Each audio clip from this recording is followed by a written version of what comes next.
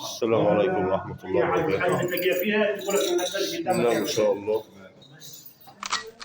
شقة النهاردة الدور الرابع، العمارة تحت الإنشاء،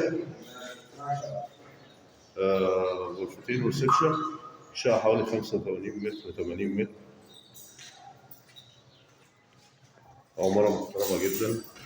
المباني هتفتح إن شاء الله كمان شهرين. العمارة هتكمل مباني على سكة حديد رشيد على طول. الريسبشن معانا هنا شايف قطعتين ببلكونة على الشارع.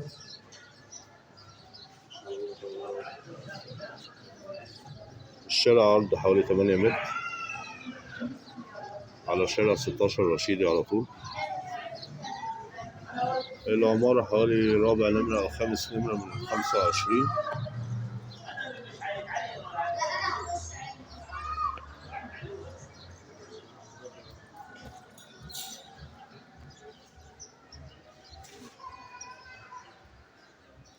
الشقة كلها جبسن بورد تصلح للعريس. معانا كده غرفتين وحمام ومطبخ وطرق توزيع خاصة. الشقة فيها عداد كهرباء وعداد مية. الغاز في العمارة دي. معانا غرفة أطفال على الشارع برضه.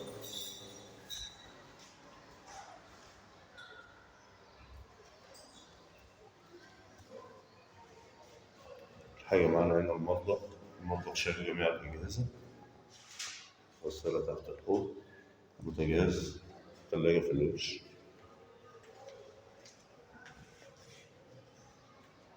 حاليا في حارس مسؤول على العقار لحد ما تكمل العمارة إن شاء الله بإذن الله. هيبقى مقيم في العمارة. في اتحاد ملاك وفي تسلسل ملكية. طبعا في ناس لسه ماسكين العمارة هم اللي بيحكوا.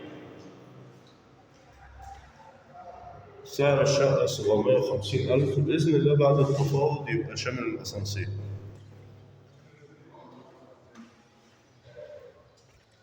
أي استفسار تاني هيبقى على رقم التليفون أسفل الفيديو.